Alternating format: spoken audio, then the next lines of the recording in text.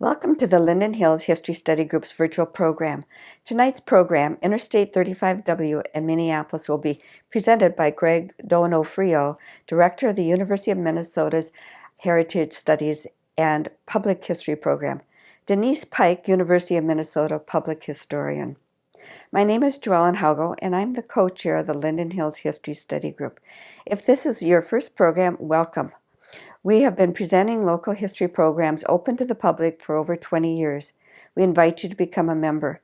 Now I'm going to turn the microphone over to Ruth Foster to introduce tonight's speakers. Thank you, Greg and Denise. I'm most interested in learning more about the construction of 35W and its impact on the community. And I want to thank you for your wonderful website on this topic. Ruth? 1960. A family purchases what will be their forever home. Little do they know that the neighborhood in which they settled would undergo a massive transformation. Had they seen the notice of public hearing buried in the classifieds of the newspaper 3 years earlier, they would have known what was coming.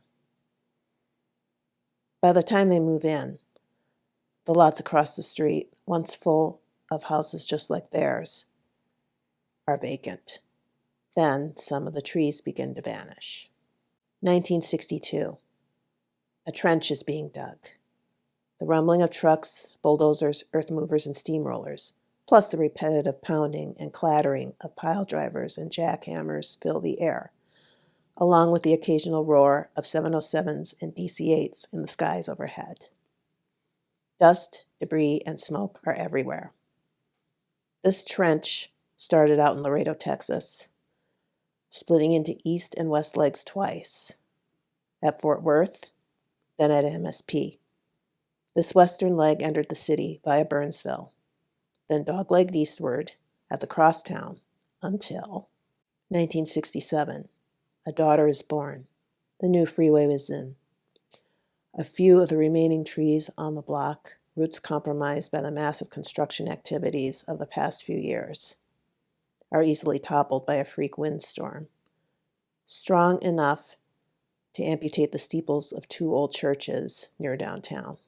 She will never know how lovely this street once was, nor what the houses across the street looked like, nor will she ever meet the neighbors who lived in them. 2017 to the present day, the cycle continues. Tonight's speakers, Greg Donofrio and Denise Pike, are public historians at the University of Minnesota. Greg is the director of the U's Heritage Studies and Public History program. He and Denise have created a website depicting the history of 35W and how its construction affected the neighborhoods in its path. Much has been written about the destruction of St. Paul's Rondo Avenue for I-94, but no one has told the story of 35W's effects on the South Side Minneapolis communities until now. Please welcome Greg Donofrio and Denise Pike in tonight's program, I-35W in Minneapolis, Community Impact. Good evening, and thank you for attending this presentation by A Public History of 35W. Many thanks to the organizers of this event for inviting us to speak with you all. My name is Denise Pike. I'm a public historian here in the Twin Cities, and my work focuses on the history of racial housing discrimination. I'm joined by my project co-lead, Greg Donofrio, a professor of historic preservation and public history at the University of Minnesota, where he also directs the Heritage Studies and Public History graduate program. A Public History of 35W is a collaboration between members of the South Minneapolis community and students and faculty in the Heritage Studies and Public History Master's program at the U. The goal of the project is to understand the history of 35W from a community perspective. The focus on the freeway grew out of community conversations centered around a previous public history project. In 2018, as a student in the HSPH program, I curated an exhibit titled Owning Up: Racism and Housing in Minneapolis, along with another student, Casey Lucchini Butcher. The exhibit set out to probe the question, 50 years after the Fair Housing Act of 1968 was passed, how far had we come with racial housing equity? Well, the answer is not far at all. Minneapolis, the Twin Cities, and Minnesota rank among the worst in different measures of racial equity. Through the exhibit Owning Up, we contextualized the history of racial housing discrimination locally and nationally with stories of Black families. And we invited audiences to reflect on this history and to have conversations about how to address our current day disparities. Through discussions with local communities, one question kept coming up. When would we tackle the history of Interstate 35W that cut through South Minneapolis? The freeway is something that's easy to overlook or to take for granted. Maybe we don't think about it very critically as we drive along it from one place to another. And because it's such a big piece of infrastructure, taking up an entire city block running down the length of Minneapolis, it's tempting to think that it has always been there. But of course, it wasn't always there. It was planned in the mid-1950s. Construction began in 1962. And the stretch from 94 to Highway 62 opened in 1968. And we want to know, what was it like to lose a home and be forced to move out of the freeway's path? Where did people go? How has 35W changed the neighborhoods of South Minneapolis? How did the freeway affect Black, Indigenous, and people of color? And how were their experiences different from or similar to white residents of South Minneapolis? These are just some of our many questions, and we don't have all the answers. In fact, we're going to need your help to answer these and other questions about 35W. Historical archives that include documents and old newspaper articles don't say much about how people on the street and in the neighborhoods of South Minneapolis experienced and continue to experience 35W. We're hoping that some of you tuning in tonight will be willing to share your stories and perspectives with us. Our plan is to develop an online archive of oral histories and stories about 35W in South Minneapolis, and to open a public exhibition about this work at Hennepin History Museum in fall 2021. And between now and then, we'll be hosting other events for you to get involved and to learn more about what we're finding. You may be familiar with our work. We've presented on some of the details surrounding the construction of 35W, the condemnation process, the broader context of racial housing discrimination, and how that made it difficult for Black residents displaced by the freeway to relocate. Tonight, we'd like to walk you through some of the more compelling insights we've uncovered in our research over the past year and a half. We'll be presenting on the condemnation process used by the Department of Highways for I-35W, and the movement of homes and other structures from the path of the freeway to elsewhere in the Twin Cities.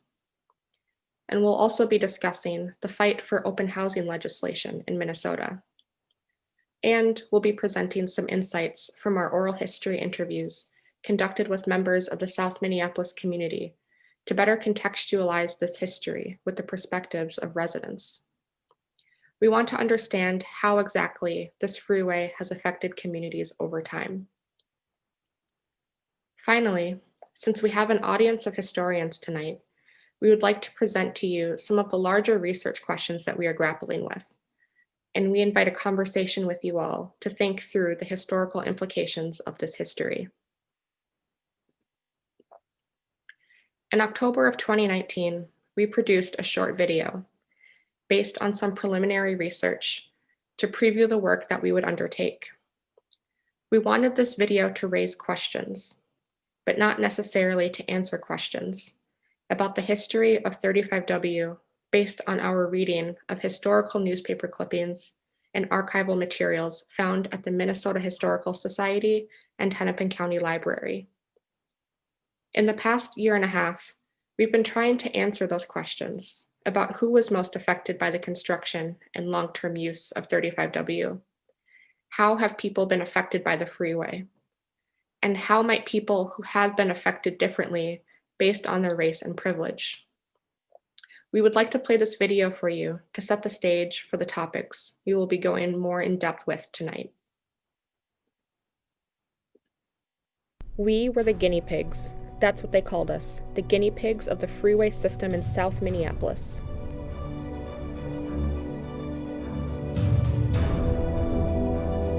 The future progress represented by the sleek ribbons of superhighways has left a backwash of uncertainty among many of its victims. These are the people whose homes must be sacrificed in favor of speed and mobility.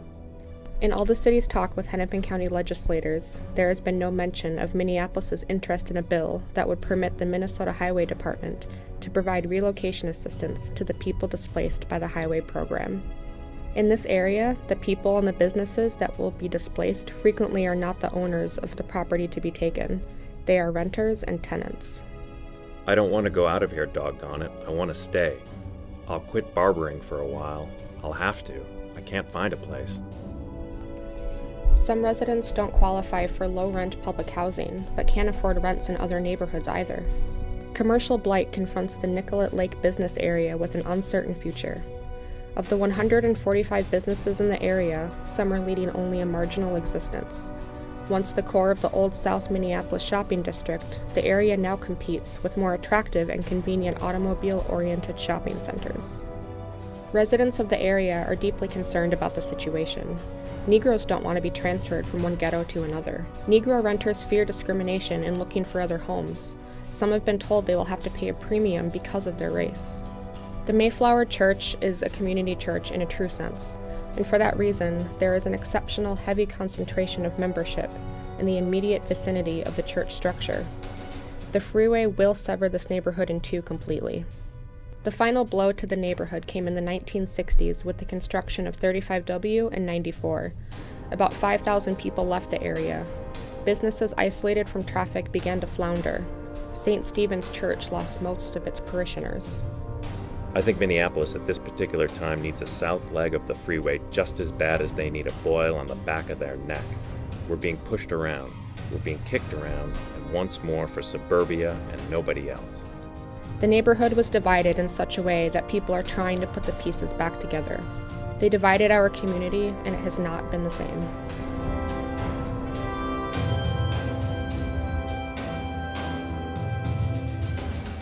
After short notice in the newspaper, very many of the questions of the residents remained unanswered at the close of that meeting. It took us 5 years to find this place, and we meant to stay here for the rest of our lives. Since we heard our house was going, we have looked for another place, but the prices are something terrible. In our democratic way of life, the law of eminent domain gives the states the right to acquire private property for a public purpose. There's no way under the law that we can compensate them on the future returns on a piece of property. All we offer is the fair market value as it stands today. I expect to live to at least 105, and I said, Mister, how long do you think 8,000 will last me? I'm Mrs. Floyd Llewellyn, and Mr. Llewellyn and I happen to live at 5541 Stevens Ave, in the path of the proposed freeway. And all I wanted to say tonight is to make a plea for homeowners. We came here and picked out a spot in some particular part of the city where we would feel most at home. And I think the main concern of homeowners is that so far all we have is the reassurance of the price of that roof over our head.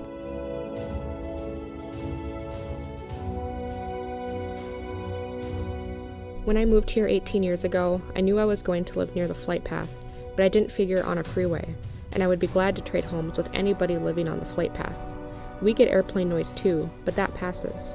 The carbon monoxide and noise on the freeway go on day and night. Judy Adams, another Phillips resident whose duplex would be taken away by the freeway expansion, described the noise and pollution problems of living next to 35W. Adams said she is against any new sources of soil lead pollution, which is already at a critical level in the Phillips area. We bought our house when they were just building the highway. We had no idea the noise would be this bad. And the air in the morning when all the cars are going to work, it's like exhaust right in your own room. You lie upstairs and you think of your children and their poor little lungs. What is happening to them? It surpasses belief that every last one of the 1,300 trees scheduled to be ruthlessly mowed down along the right-of-way of Interstate 35 through South Minneapolis absolutely must be cut because of the freeway construction. The trouble is that it's more convenient for the engineers just to cut them all down. Sparing some trees requires a certain amount of effort.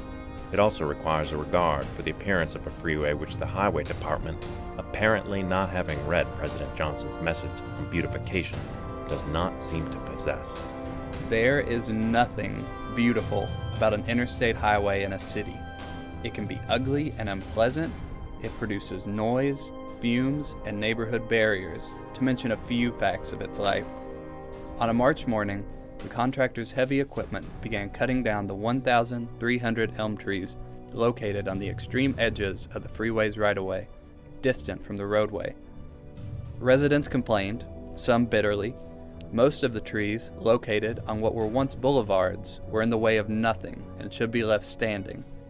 The tree cutting was stopped, and between 1/4 and 1/2 of the elms were saved. Residents and aldermen discovered that the council, when it approved highway department plans, also had given its consent to the removal of trees. This happened without any alderman actually inspecting the plans very closely. Reagan referred to the soil lead problem in Phillips as a silent epidemic. He talked about a study conducted in 5 Minnesota cities on lead soil content by the University of Minnesota. They found that Phillips neighborhood had the worst lead-contaminated soil in the state. The lead in Phillips soil comes from the residue of lead-based paints and from decades of automobile exhaust before the advent of lead-free gasoline. The freeway has made a noisy scar right through our neighborhood. You can hear the cars and trucks roar day and night. This is added to the ear-splitting noise of the jet planes. They have divided our neighborhood. They have increased taxes by removing hundreds of houses from the right-of-way, and now we can't even use the freeway to go to work.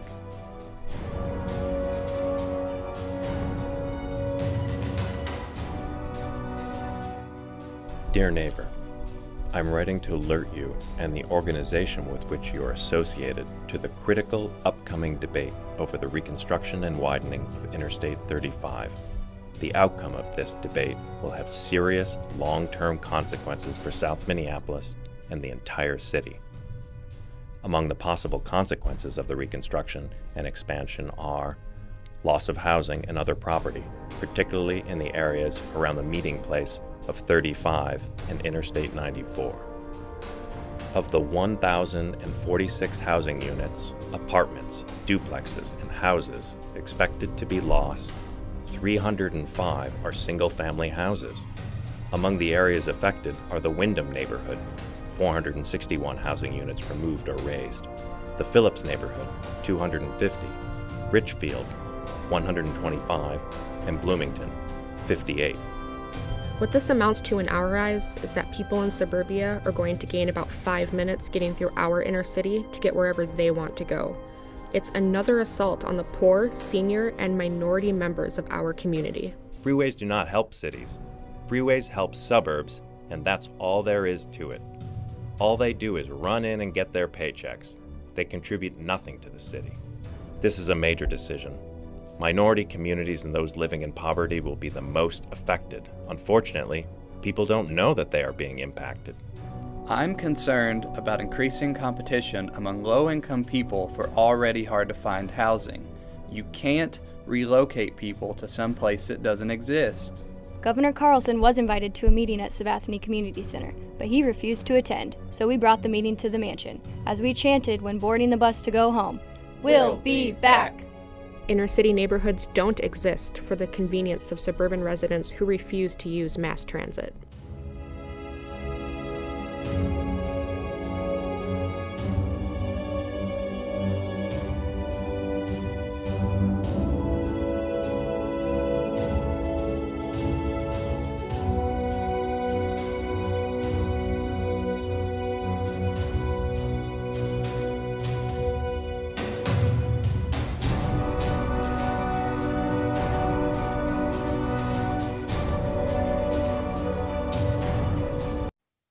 I wanted to begin by giving some historical context and important details about 35W's construction.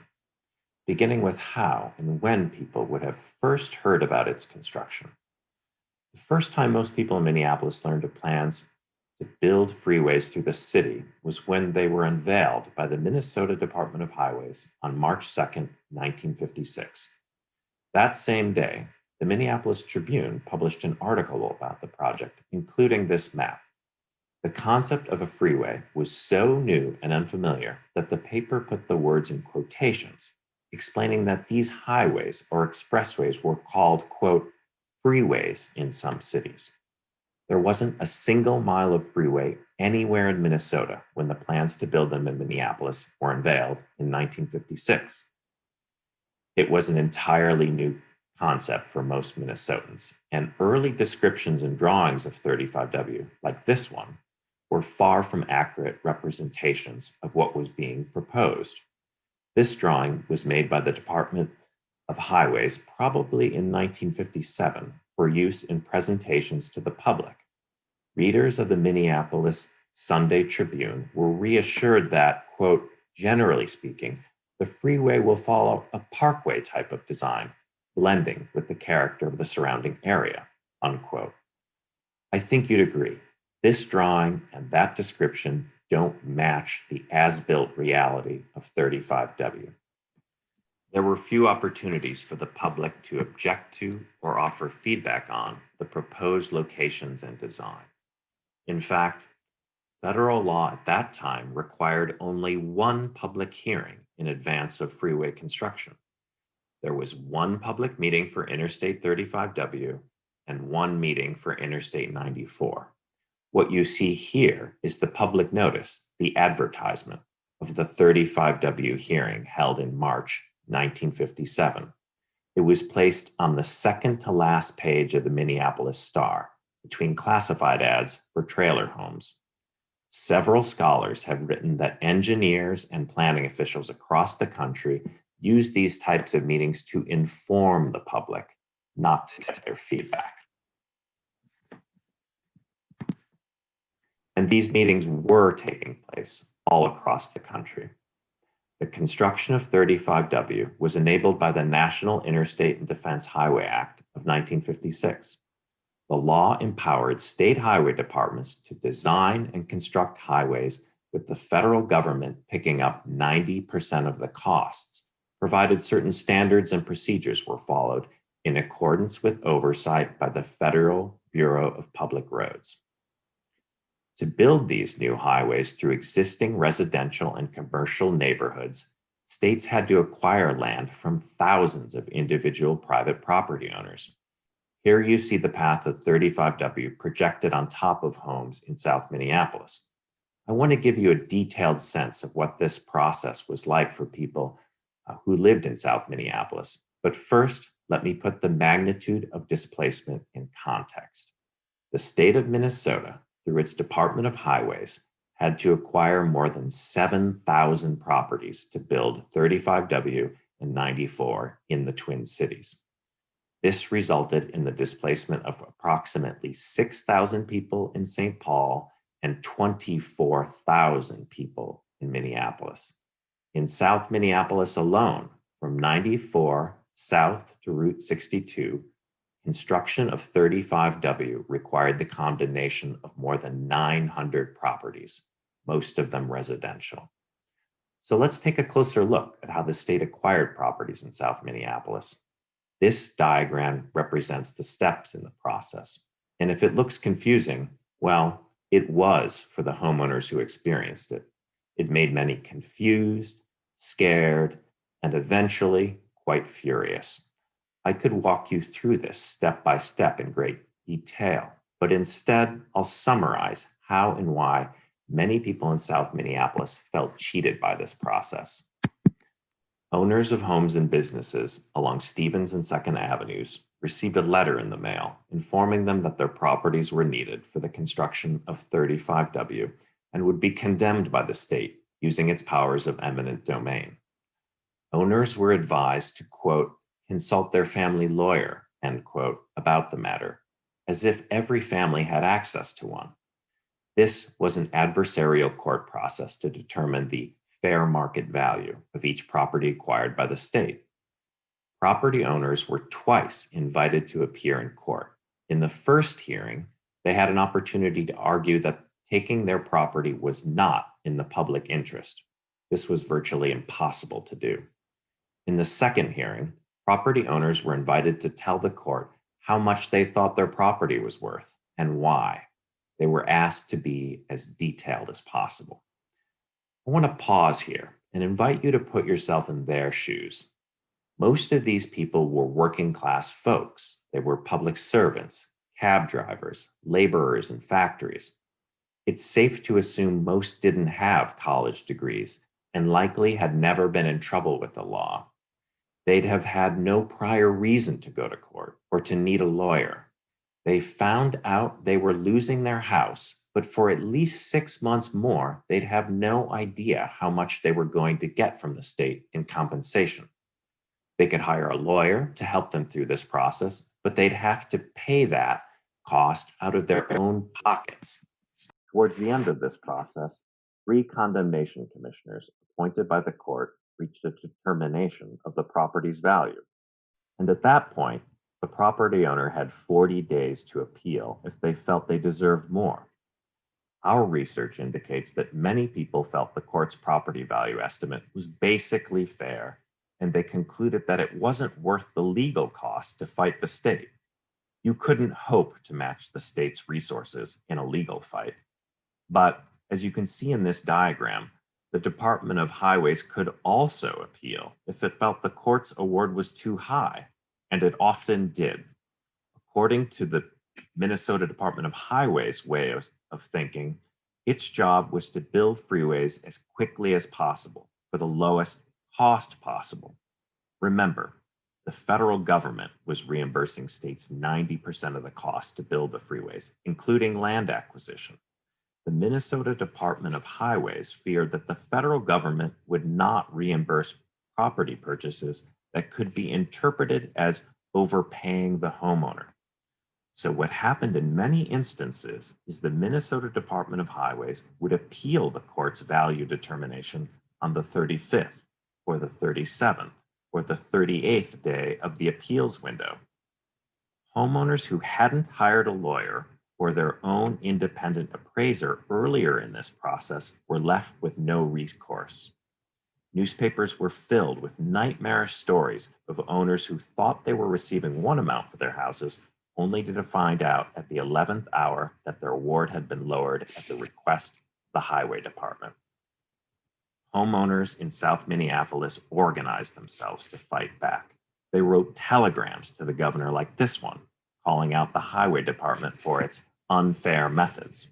This telegram expresses other grievances. People displaced by this phase of highway construction were not compensated for their moving expenses. They were not compensated for their legal expenses.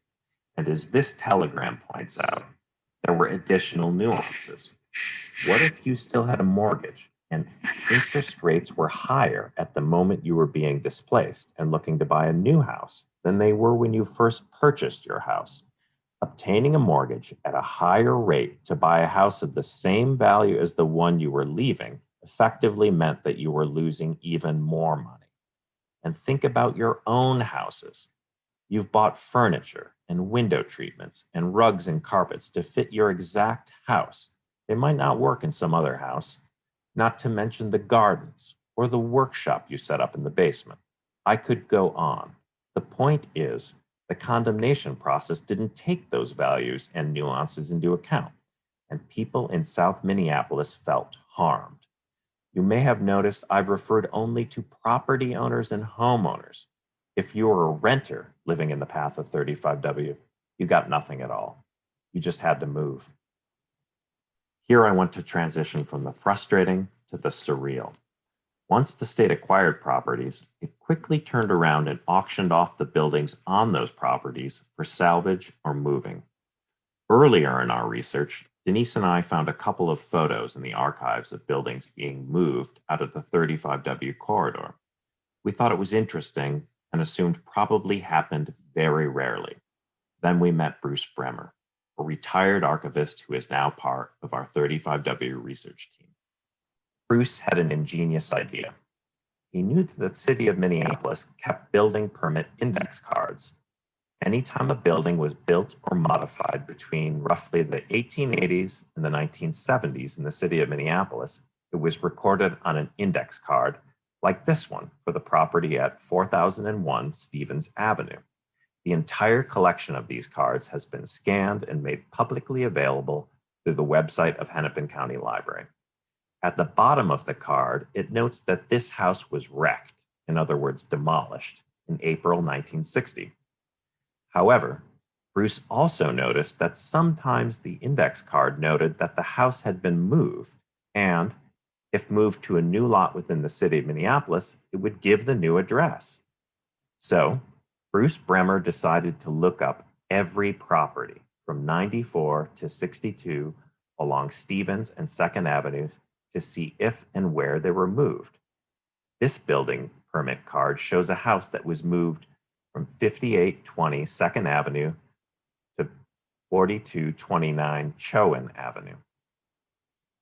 He built a detailed database. His results, when finished, surprised everyone, including Bruce.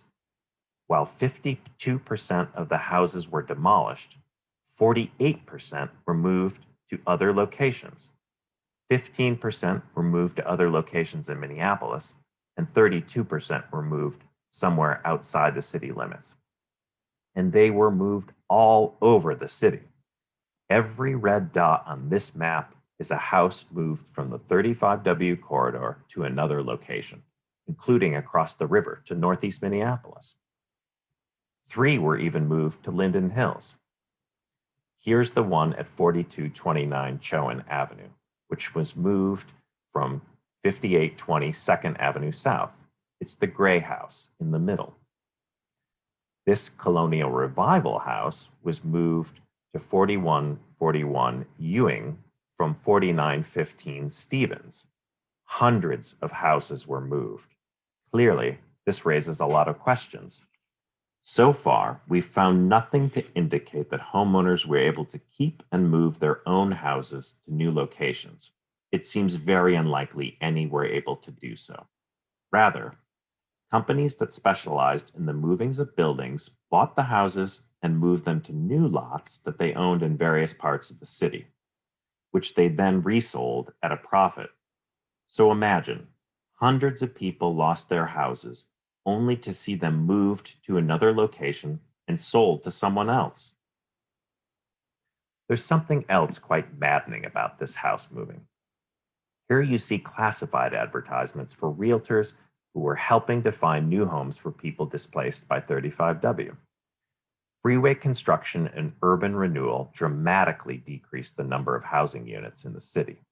Between 1958 and roughly 1962, 24,000 people living in Minneapolis were looking for new homes, all at the same time. What's frustrating for us as researchers is that we know more about where buildings were relocated in Minneapolis than we do about where people relocated after they were displaced by the freeway. The Interstate Highway Act of 1956 didn't require states to provide replacement housing for people displaced by the freeway or to track where they went. We don't even know exactly how many people were displaced or anything about their race or age or other demographic details. But there are such careful records about property. Property, it seems, was more valued than people. Everyone who lost a home to the construction of 35W surely suffered economically and, to some extent, emotionally. People of color, however, would have suffered the most by being displaced because BIPOC people had few other choices about where they could live. Racist real estate and lending practices and other forms of discrimination confined Black people in particular to living in just a few parts of Minneapolis. Scholarship about highway construction nationally indicates that people of color were also displaced at a higher proportion than white people. Here, I'm highlighting a quote from the distinguished urban historian Raymond Moll, who wrote that, quote, "It now seems apparent that public officials and policymakers, especially at the state and local level, used highway construction to destroy low-income and especially Black neighborhoods in an effort to reshape the physical and racial landscapes of the post-war American city.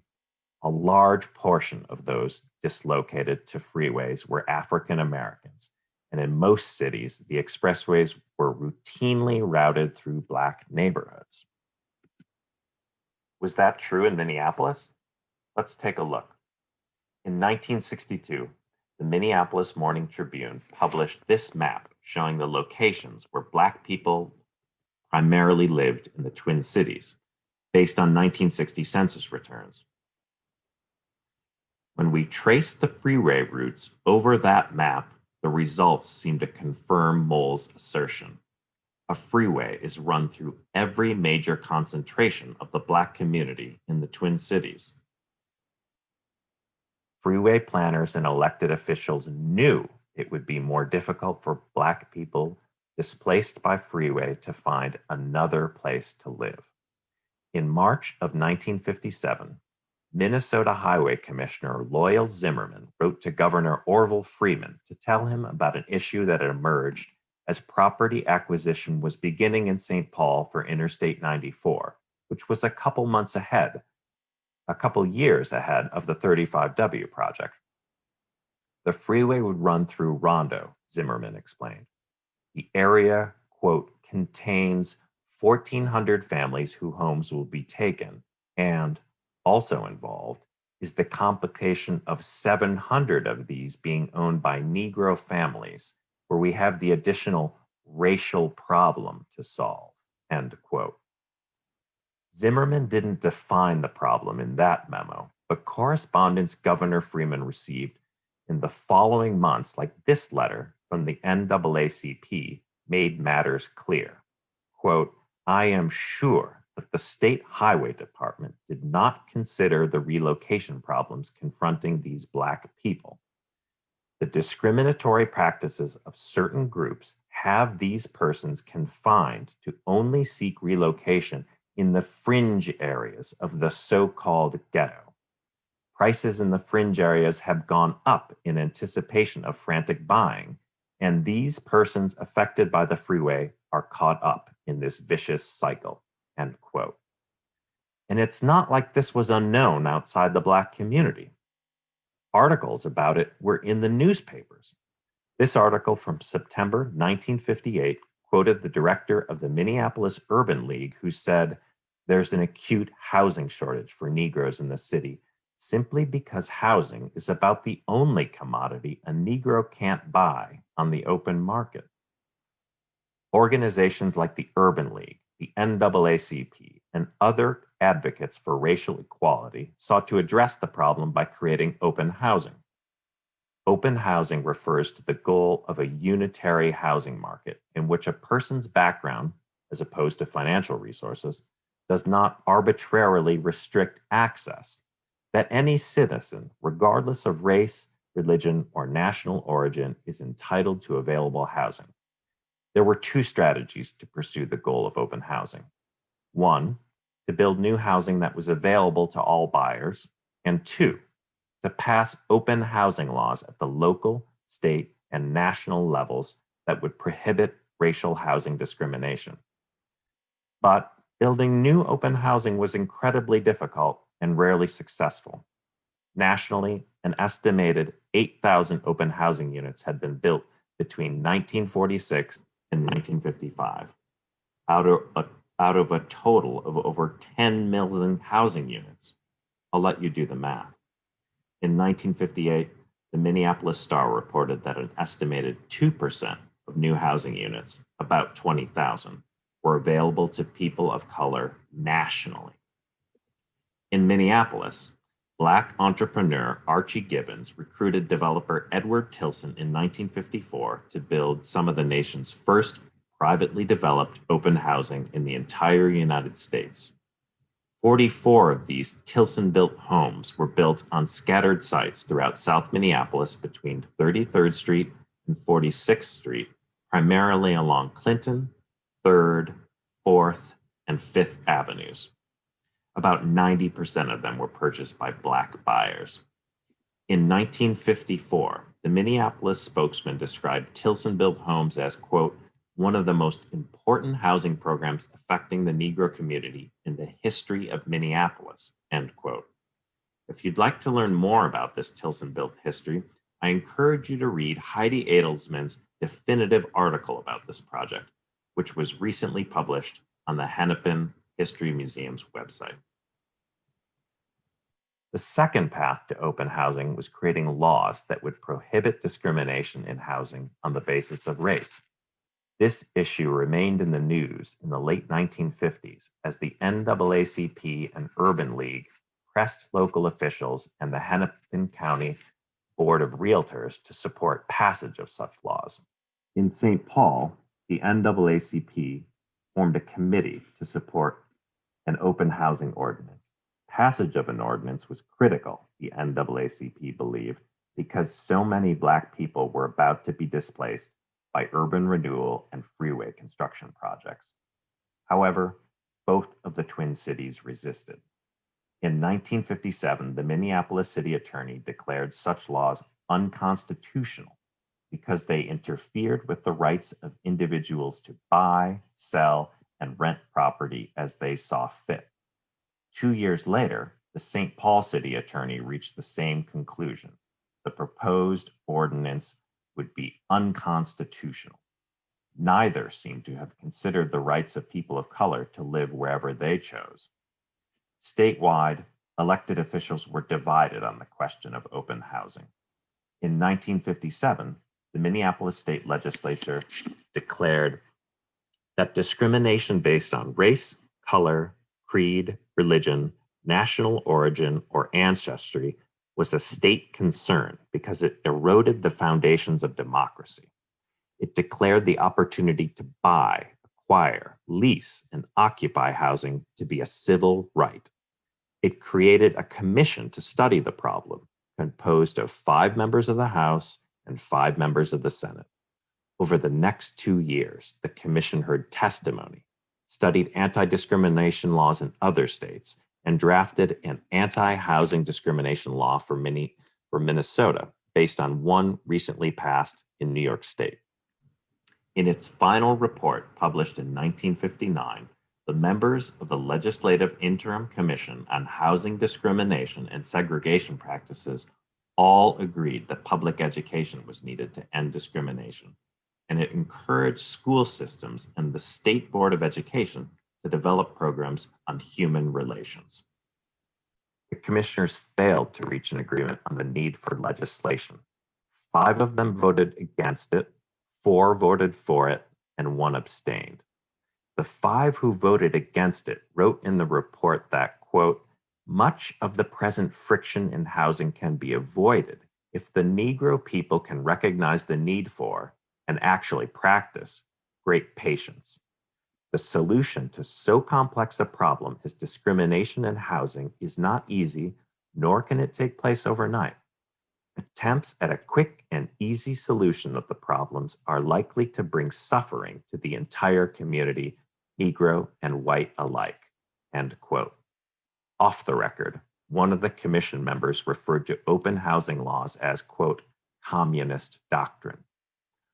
I'll confess here that when I first read this commission report, I was taken aback by this language. How galling for legislators to tell Black people that they just needed to be more patient and that any attempt to fight racial discrimination amounted to socialism. But recent events had made me feel like this quote I just read could have been ripped from yesterday or today's newspaper. Governor Freeman, who knew about the racial problem of freeway construction, failed to advocate for the solution to open housing laws. I hope legislation in this field won't be necessary, he said in a speech to suburban government officials in 1958. You all know I'm against segregation. But instead of passing laws, political leaders hoped educational materials like this pamphlet would win the hearts and minds of white Minnesotans with appeals to their sense of morals, their belief in the American dream, and their respect for the U.S. Constitution. Such a pamphlet was needed in South Minneapolis. Our research team has been amazed by the number of surveys we have found documenting Minnesotans' feelings about racial integration, including this one by U of M sociology professor Arnold Rose. Rose and his graduate students surveyed white people about to be displaced by freeway construction in South Minneapolis about their relocation efforts. Despite living in an integrated neighborhood, 74% wanted to live in all-white neighborhoods. Overall, these residents opposed open housing legislation. For many of them, one solution to the housing shortage for Black people was to build more housing in existing Black neighborhoods. Over 80% understood that their Black neighbors who were being displaced had limited options for housing, yet 63% still believed that housing segregation was a preference. They thought Black people just preferred to live among their own kind. Many of these white people seemed to believe that in interracial neighborhoods, Black residents would be subjected to unfriendliness from their neighbors. In 1962, Minnesota passed the Fair Housing Law. This prohibited discrimination based on color, race, creed, religion, or national origin in real estate transactions involving owners, real estate agents, brokers, banks, and salesmen. However, there were two critical loopholes in the law. The first one exempted rentals where part of the dwelling was owner-occupied. The second exempted the sale of privately owned single-family homes without government financing, such as mortgages from the Federal Housing Administration or the Veterans Administration. Open housing advocates estimated that because 60 to 75% of the single-family housing market was exempt from the law, not surprisingly, most of those single-family homes that were publicly assisted were being built in the suburbs since 1954, where Black people were, generally speaking, not permitted to live. Then, in 1968, President Johnson signed the National Fair Housing Act of 1968 to law. The purpose of this act was to expressly ban many of the public actions and private practices that had evolved over the years to deny Black people access to housing. This act also outlawed the refusal to rent or sell to someone because of race. It prohibited racial discrimination in the terms and conditions of rental or sale. And it barred discrimination in real estate advertising. Unlike the Minnesota law, there were no exceptions. Seen as a catalyst for progress, the Fair Housing Act was supposed to end housing discrimination altogether. But as Denise said at the beginning of this presentation, the Fair Housing Act certainly did not end discrimination in housing nationally or in Minneapolis. A crucial piece to this project is to tell the history of 35W from the community perspective. As I mentioned earlier, historical archives that include documents and old newspaper articles don't say much about how people on the street and in the neighborhoods of South Minneapolis experienced and continue to experience 35W. Archival history told from the perspective of engineers, planners, government officials, it centers the freeway and its impact on the landscape, not the impact on people. In order to tell these stories, we need to use oral histories and interviews to better tell the story and to contextualize it within broader histories of race and racism in Minneapolis. In order to get this community story, or the human voice, we need to utilize oral history to capture community memory. The freeway was constructed in the late 50s to early 60s, and those who were adults when the freeway came through are now in their 90s or they have passed, and there is a pressing need to capture stories before they are lost. So why oral history? What are we seeking to learn from these interviews? Well, we want to know, how did people perceive the freeway before, during, and after its construction? We want to know about community opposition. Was there organized opposition, and what did it look like? We want to know, where did displaced people go? How were Black communities and communities of color affected by the freeway? And many of the questions asked by ourselves and the community are unanswered by the archives. The answer to these questions lies in the stories of community members. We'd like to show you a couple of clips from interviews with community members so you can hear in their words how the freeway has affected them and the Southside community. The first video features a few clips from Mr. Lewis Moore, and he is a longtime resident of Southside. I just remember coming home one day from school and hearing all this noise and seeing all this dust. Now, I vaguely remember some conversation my parents were having about this coming through.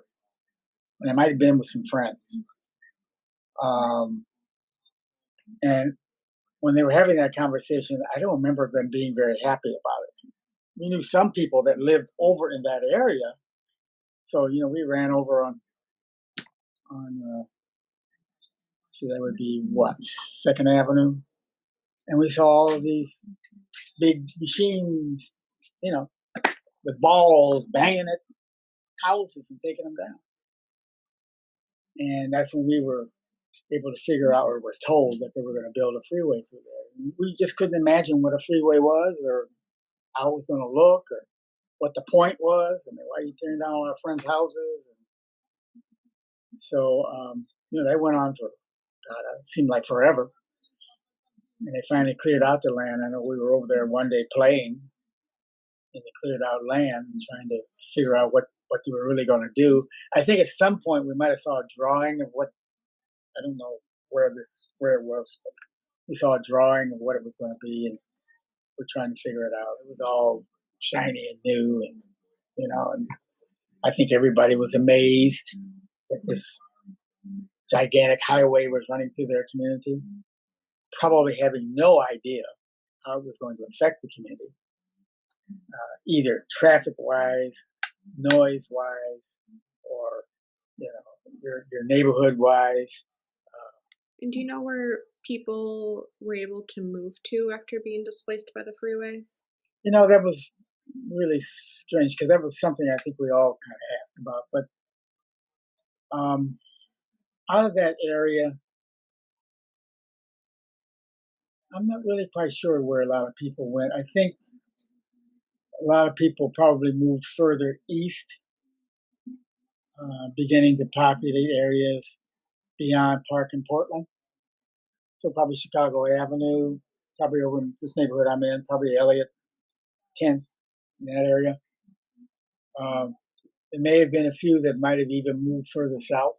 There may have been a small migration toward Minneapolis Parkway area, although Black people were not welcome out there. And what kind of housing they would have moved to, I don't really know. I'm sure there were a few that moved further west too. And how that was effectively done, I don't know. But they all had to move. Just like they did in St. Paul. They all had to go somewhere. Next is an interview that we did with Cindy Booker. She's a longtime Southside resident and former executive director of Sabathani Community Center. I don't think the full impact. They were more or less just saying how it impacted them personally. Yeah. And for each family, it was different. Some had businesses, some was houses. And then I think as the years progressed, then they understood more of the overall impact to the community. But at that time, they were also focused on other things of like, you can't, move past this block. So it was just more or less, then the goal started being, well, how do we move beyond 46th Street? And then once people started moving, beyond 46th Street, then it was like, okay, how can we move beyond 50th? And then we've talked to you a lot about history, but how do you think the history could help to tell this story or could help the community? Well, my biggest thing about history is, and the reason why I think it's so valuable, particularly for the community and particularly for people of color, because you don't talk about it in the schools, and people get uncomfortable even when you talk about it within the neighborhood. So, I'm still trying to find one person who a lot of people speak about, and he really is probably, I would say, probably when the freeway came in, he was probably like 10 or 8, and but it really impacted him negatively just because he remembers that the house they had, and I guess it was one of the most gorgeous houses in South Minneapolis, and they lost it during the freeway. And not unless you physically experience something like that, are you able to really comprehend what the devastation behind it. And I think some people might be suffering from it and they don't even know it because again, it's just one of those a matter of facts. But I think it has created division where a lot of people from different generations have a lot to say about the opportunity of where you can live and how it impacts the rest of your life.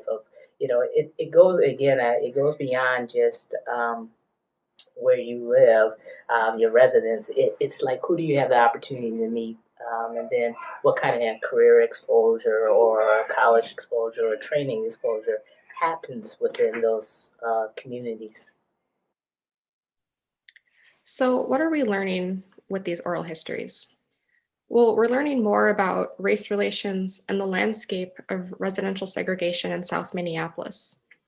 We're learning about the environmental impact of the freeway on communities adjacent to 35W.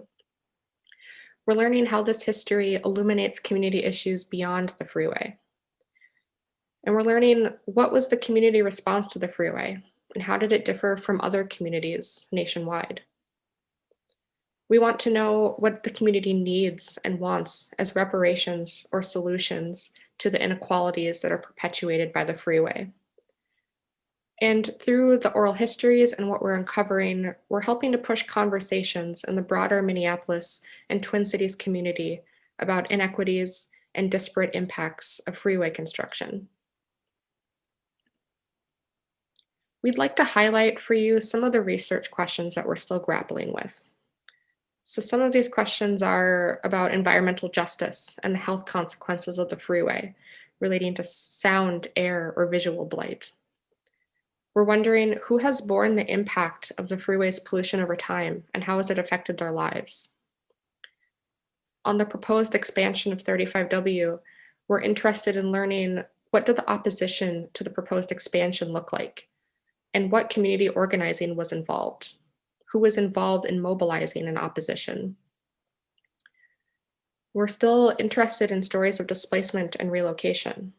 Who was displaced by the freeway? Where did they go? Who were the people? And what was their experience of being forced from their homes and businesses? We want to hear stories of property acquisition and condemnation. We know what the formal process looked like, but we don't know what it was like to experience the process of condemnation. We want to know more about community group history. We want to know about the groups that formed to fight the construction or the expansion of 35W. We want to learn more about the Nicollet Improvement Association, a group that has come up in our research, but we haven't found much information about. Through our research, we want to understand how did the freeway divide and unite neighborhoods in South Minneapolis?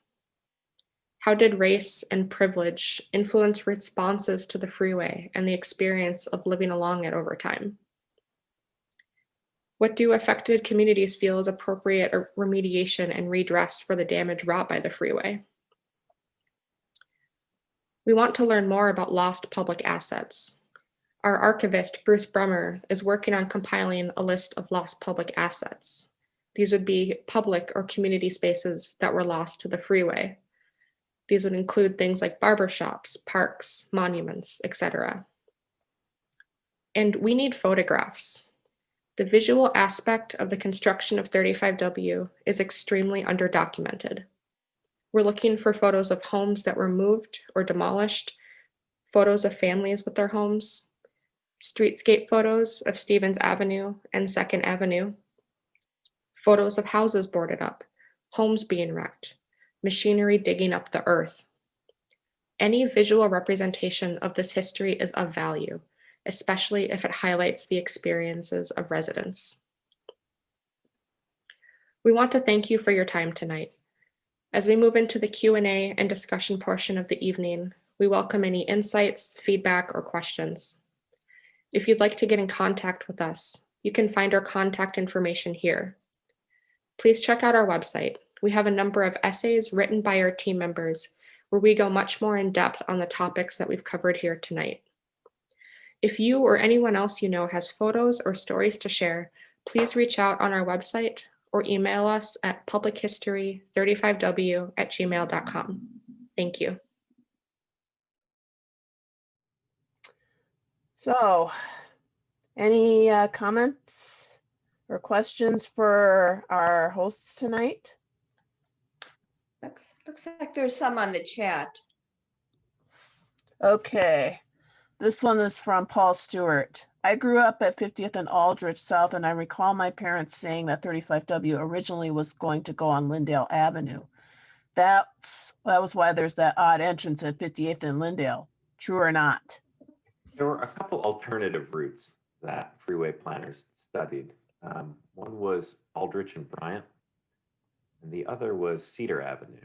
And those were the two that made their way into writing in terms of freeway planning studies, and were also discussed to some extent in the paper. It's not clear, or I should say, I'm a little suspicious that they actually seriously contemplated these other routes. It looks to me as though they had other options to. See Rebecca? They had a kind of exploration of alternatives, but Right there. it looks from the beginning that they planned for the Stevens Avenue route. They haven't. Question from John Cunningham. He raised his hand. Yes, am I muted still? No, we can hear you. I worked for the city planning board. I was 19 years old in St. Paul, Minnesota. And it was very interesting. The heads of the planning board, I was a draftsman at that time, and I was drafting the freeways through the city. And the directors of the city planning board were very much against the freeway going through the city. And they were very unpopular.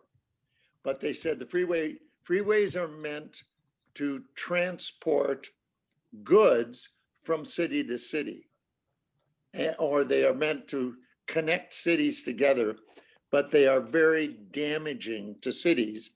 And they listed the ways. They said freeways divide cities, they change property values because they take property off the tax rolls. They didn't even include the injustices you've described tonight.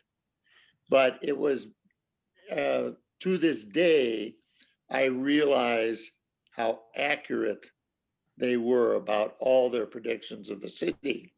And for the past 60 years, I have lived within a block of the city.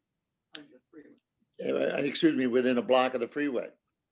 And they're noisy and they're dirty. And I presently live in a house built by a great builder who was my great-grandfather. And he built 40 beautiful houses that were destroyed by 35W during that time. And I live in one of those houses that is still beautiful, but it makes me very sad to think 40 of them, like my house, were destroyed at that time. But I always remember what those city planners said and their predictions and how very unpopular they were about businesses and how freeways are a sign of the future. But everything they predicted about what they would do to cities in terms of dirt and division. A freeway is exactly like a river, and a river divides a city. North and the city is on one side of the Mississippi or the other. And neighborhoods were divided by 35W. That's all I want to say. It's so I'd interesting. be happy. Go ahead. It's so Go ahead. interesting to hear your Okay. comments, John, because we just don't see many professional dissenting voices about the freeway. Certainly, we have found some. We found community opposition, but very few professionals, and particularly very few professionals among planners or engineers who disputed this. It was interesting. The city of St. Paul was known as a very forward-looking city planning board, and they were voices crying in the wilderness in 1959. They were published in national magazines, and they were sort of published as oddities because they didn't like freeways. Yeah, and that the history you talk about is somewhat well documented early on in this history by a guy named Alan Altshuler, who was a political scientist who wrote early on about the Rondo story, and says that city officials and engineers at the city of St. Paul were opposed to the route through Rondo and favored one north of the city. I think at the time it was quite interesting to me. They were viewed, especially like in downtown St. Paul, that's where I worked at the time, they were viewed as being very positive for the inner city when they were tolling the death knell for the cities, because it just created a way for people to get to the suburbs faster. What's interesting about the South Minneapolis leg of 35W is that in the Barton report, the study about different freeway routing for 35W, it was written by the report's author that there was no distinguishable neighborhoods in that area. And that was part of the reasoning why it was okay to run the freeway down the Stevens 2nd Avenue route. So yeah, it's definitely interesting how cities are viewed, if they're viewed as vibrant, and if the freeway would be destroying anything of value. There's a second question from Paul Stewart in the chat. What's the reason for the dog leg along the crosstown? Was it due to the Wood Lake Nature Center or a dispute with Richfield? No, actually, I don't know. Denise, is that something you've... Richfield was very strong, and they decided where it was going to be. And that was, in those days, Richfield was very much less settled and developed, but they were much stronger than Minneapolis in deciding where it would be. Okay, and then Joellen has a question. Have city directories been used to try and track where the folks moved to? So, yes and no. Our project team, has been trying to get a hold of files held by the Department of Transportation for about, as long as we've been working on this project, a year and a half. And we feel like we're close to this, but I also feel like we've been close to it for a very long time. So the Department of Transportation, then the Department of Highways, kept a folder for every property it acquired anywhere in the city to build the freeways. And Denise and I have seen 3 of these as a sample, and they include a photo front and back of the house that was taken in 1956 or 57, an architectural floor plan of the property, and an appraisal.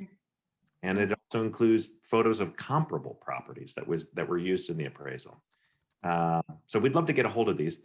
The other really interesting thing that they include is a full list of the occupants of every property. What we have now is only a list of the property owners. And the property owners would be listed as so-and-so et al. So it wouldn't even list a wife if it was owned by a husband and wife.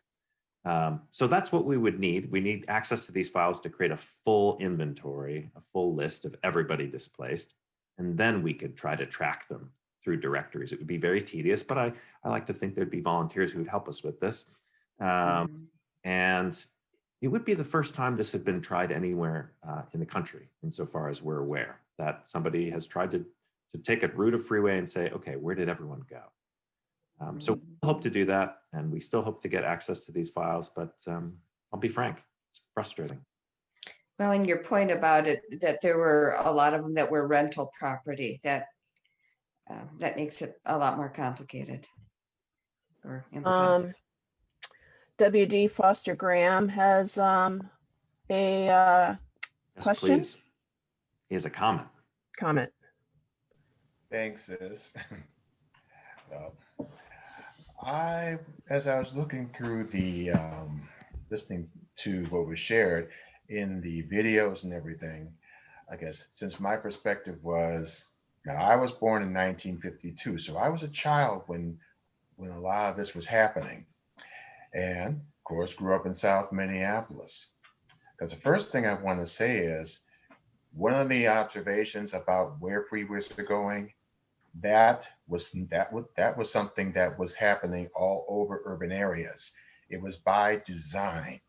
I mean, when you say, if you lived in the South, all you had to do to find out where the community was, look where the railroad tracks were. If you lived in the urban area, you had to look no further than where the freeway went. And part of that was they were also there as riot control as well. If you think about the 60s, Detroit, Los Angeles, Chicago, that would get all those troops in there to squelch a riot.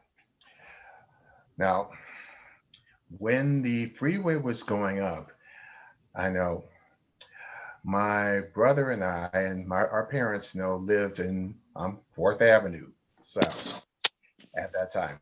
We lived with my grandmother for a while. In 1961, we moved down to 45th Street, 4th Avenue South. It was a house that was a rental property. The thing was, it was one of the houses that was removed from that area that 35W claimed, the planners claimed as eminent domain. We were only in it for a year, but when we moved, we moved into the house where my mother still lives today in 1962. Now, we also knew some families in the neighborhood that were displaced. They had to move because they lived on the west side of 2nd Avenue. Our house was on the east side. Now, at the age of 10, Nick LaFio was just a quick walk across the way. There was no freeway there. All we saw were these vacant lots and all these concrete foundations where the houses were. Of course, and yeah, it was noisy. We certainly watched that freeway, grow right before our very eyes. So, of course, the full impact of that for me, when I realized how it affected people, probably didn't show up till I went away to college. Okay, I was part of that generation from the 60s and the 70s when all the social change was taking place. And the fact that, 38th Street was part of the heart of the Black community, and that freeway destroyed those businesses in the community. So again, this Minneapolis, the 35W, but then this was something, it was not unique. It was a part of a much bigger problem. And what you described just exemplifies what systemic racism looks like. So much for those comments, and we couldn't agree more. And I also hope we can find a time to sit down with you and have a longer conversation about your memories of this and your experiences. And Certainly. It matters. That'd be great. Certainly. Yeah. Another question from Megan Elliott. Have we done a better job with LRT alignment? Did we learn any lessons? Gosh. I don't know a lot about LRT alignment. I think, though, we still have a long way to go when it comes to transportation planning and making sure that it's equitable. I believe in when the first leg of the LRT was going through St. Paul, there was quite a lot of community opposition because of some communities of color were being missed in terms of stops. And so they actually had to go to the Federal Transit Administration to get representation. So I don't know much about all of the LRT alignments, but I don't think we learned very many lessons when it comes to transportation planning, unfortunately. But it's part of why we need to talk about this history, is we need to understand that systemic racism appears everywhere, and we need to be addressing that and uncovering how it's been being perpetuated over all of these years. I mean, I'd say one thing that has changed for sure is the extent of opportunities for public feedback and public comment. To what extent that comment is really taken into account, that's the kind of thing I would continue to wonder. Although it's one of the reasons we're really excited to transition our research increasingly to looking at, there were plans they began discussions in the 1970s about expanding 35W. By 1975, freeway engineers already realized that 35W was over capacity.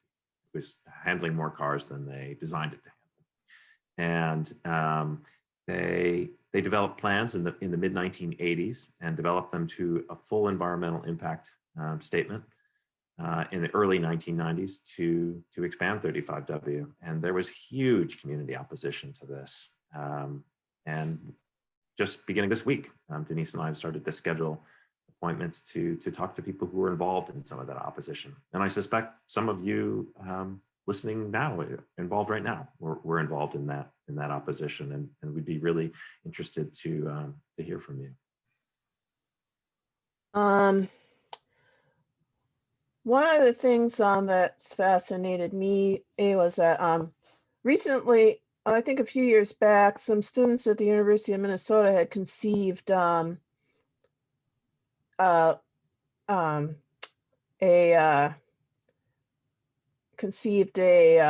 relidding of 35W just on the east side of downtown, where 35W separates downtown from Cedar Riverside. Mm-hmm.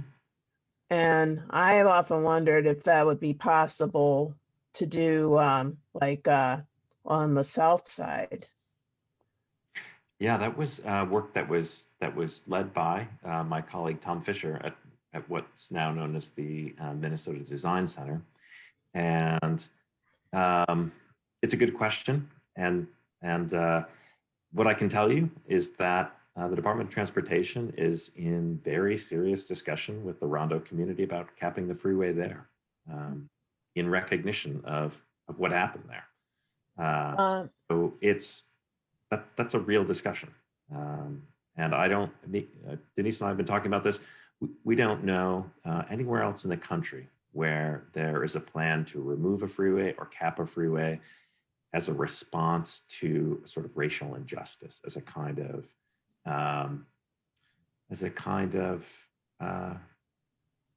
remediation. John Cunningham is raising his hand. He wants to ask a question. I guess we're emphasizing the wrong thing. In San Francisco and Boston, they capped freeways in the name of beauty. You got it, John. And it's interesting how much money has been spent to remove the eyesore and the blight.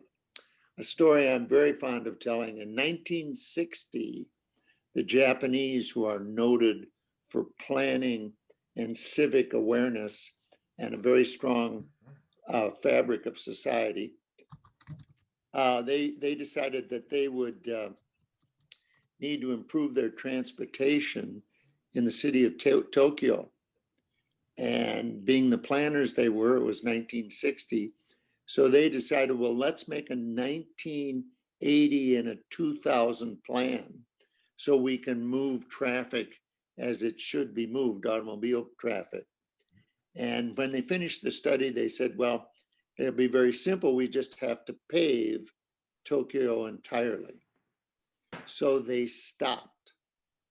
They simply stopped. In 1960, they never built or widened another foot of freeway, which is why if you go to Tokyo and ride around, the traffic just comes to a standstill. It's horrible. If you ride the mass transit, if you ride alternate forms of traffic, then it works.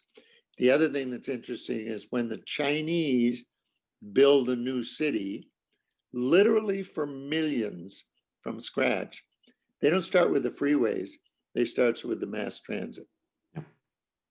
And they built 50-story buildings right away. So it's, we had I noticed my daughter is here. Rebecca, what was the name of our council person who was in the neighborhood? You might have moved out by then. Anyway, she told us, and she turned out to be very right. Don't let the freeways get another foot. And we said, well, gee, isn't that a little bit of unreasonable attitude? She said, no, don't get them another foot, because if they widen them, then you won't get mass transit. And the only way you'll get mass transit is if the traffic gets too stopped up. Atlanta, the freeways are parking lots. In LA, the freeways are parking lots. And they haven't gotten on top of the mass transit yet. But freeways definitely aren't the answer. You're absolutely right about the beauty point, John. In my own hometown of Buffalo, New York, I got a Google News feed alert just a couple of weeks ago that they're now moving forward with removing what we knew as the Skyway right along the Buffalo waterfront. And the reason to do it is to build a beautiful park, but it's not part of it's not in recognition of a kind of something that happened in Rondo. Yeah, it's just fascinating. We have another question in the chat. Thoughts on the late 90s Minnehaha Free State protest activity against the Minnesota 55 reroute? Now, this is the first I've heard of this, but I somewhat recently became aware that that there was major protest activity around making Hiawatha into a kind of 35W. That was the concern, as I understood it. So I really don't know more about it, though. Actually, there's been a couple times where there's been, I was just going to type that up, 55, and then there's another freeway, an earlier one than 394 that were going to come in.